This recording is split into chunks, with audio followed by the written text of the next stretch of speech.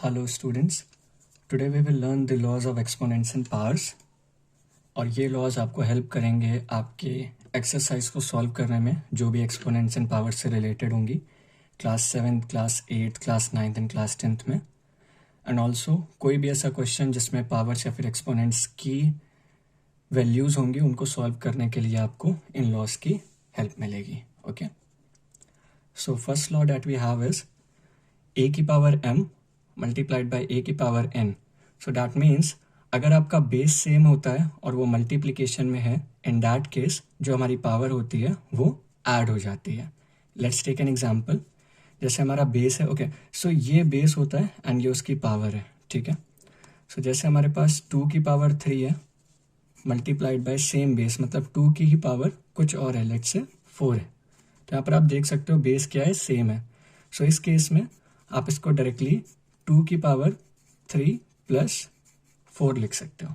Okay, second, कोई एक base होगा उसकी पावर है एंड उसकी भी अगर पावर है तो आप डायरेक्टली ब्रैकेट हटाकर दोनों पावर्स को मल्टीप्लिकेशन में लिख सकते हो, ठीक है। जैसे 2 हमारा बेस हुआ, उसकी पावर 3 है और लेट्स से उसकी पावर 5 है, तो आप डायरेक्टली इसको 2 की पावर 3 इंटू 5 लिख सकते हैं। दैट मीन्स आप इसको 2 5 3 ज़ा 15। ओके, सो पावर की भी अगर पावर होती है और ब्रैकेट लगा होता है तो आप ब्रैकेट हटा के उसको मल्टीप्लाई में लिख सकते हो इस तरीके से। नेक्स्ट, अगर आपका बेस सेम है और वो डिवीजन में है तो आपकी पावर्स सब्ट्रैक्ट होती हैं। जैसे आप फर्स्ट केस में देख रहे हो मल्टीप्लिकेशन में पावर्स ऐड होती हैं, वैसे डिवीजन में पावर्स सब्ट्रैक्ट होती हैं। तो सेम केस लेते हैं।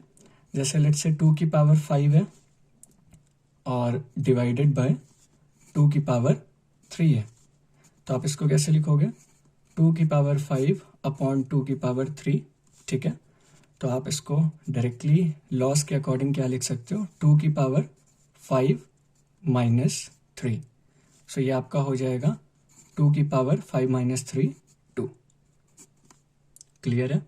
ओके, नेक्स्ट, अगर कोई बेस है उसकी पावर m है और दूसरा बेस है उसकी पावर भी m है, तो यहाँ पर आप देख सकते हो कि बेस डिफरेंट है लेकिन पावर सेम है, ठीक है। पहले क्या हो रहा था, बेस सेम हो रहा था, पावर डिफरेंट थी, बट अब क्या है, बेस डिफरेंट है और पावर सेम है। सो इस केस में आप बेस को मल्टीप्लाई में करके एक कॉमन पावर दे सकते हो उसको, क्योंकि पावर क्या है, दोनों की सेम है।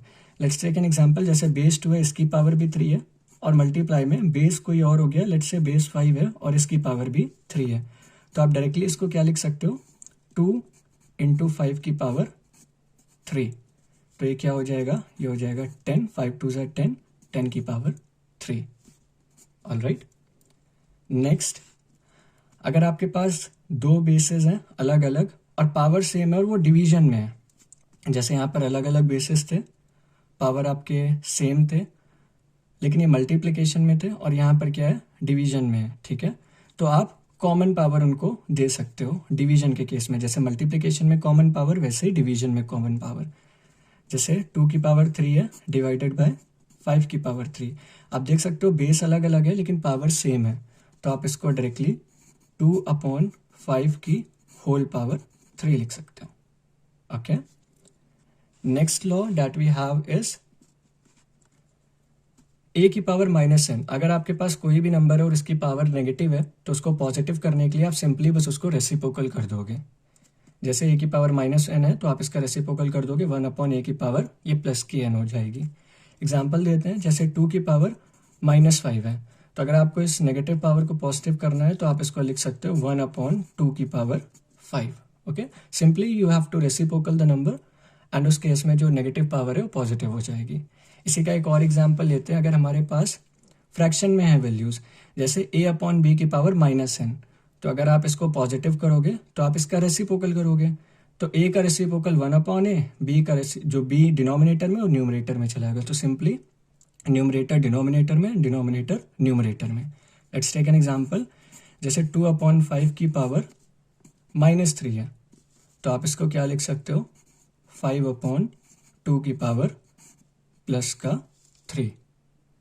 ओके, सो आपकी जो नेगेटिव पावर है वो पॉजिटिव हो जाएगी और नंबर्स का क्या हो जाएगा, रेसिप्रोकल हो जाएगा। ओके, नाउ सेवेंथ, कोई भी नंबर हो, ठीक है, एक्स वाई जी कोई भी नंबर हो, चाहे वो एक 1 डिजिट, 2 डिजिट, 4 डिजिट, 5 डिजिट, कितना भी बड़ा नंबर हो, अगर उसकी पावर 0 है तो डायरेक्टली उसकी वैल्यू क्या होगी, 1 होगी। अब उसको आप चाहे वो 5 की पावर 0 हो तो भी वो 1 होगी, चाहे वो 5000 की पावर 0 हो वो भी क्या होगा, 1 होगा।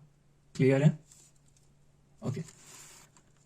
नेक्स्ट, अगर आपके पास दो वैल्यूज मल्टीप्लिकेशन में है, अलग अलग अंडर रूट में है, तो आप उनको एक सिंगल कॉमन अंडर रूट के अंदर मल्टीप्लाई करके लिख सकते हो।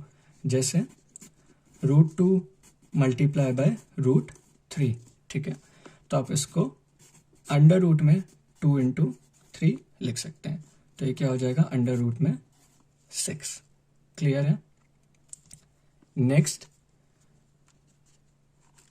n अंडर रूट a, तो आप क्या कर सकते हो, a की पावर 1/n लिख सकते हो। क्या हो रहा है यहाँ पर, जो आपका रूट वाला नंबर है वो आपका पावर में जा रहा है डिनोमिनेटर में।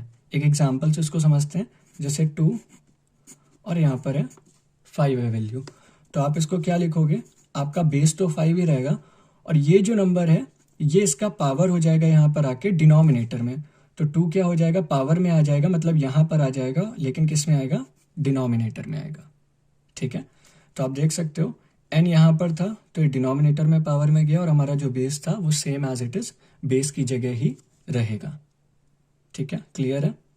नाउ द लास्ट वन, ये भी समवॉट सेम है 9 की तरह, बस यहाँ पर भी सेम चीज होगी, जो बाहर का नंबर है वो पावर में डिनोमिनेटर में आ जाएगा। आप देख सकते हो n बाहर है तो ये पावर में क्या हो रहा है, डिनोमिनेटर में आ रहा है, और जो हमारा बेस और उसकी पावर थी उसे हम एज इट इज ऐसे ही लिखेंगे, जैसे 2 अंडर रूट में 5 है और 5 की कोई भी पावर एक हम ले लेते हैं, जैसे 3, m की जगह क्या रख दिया, 3।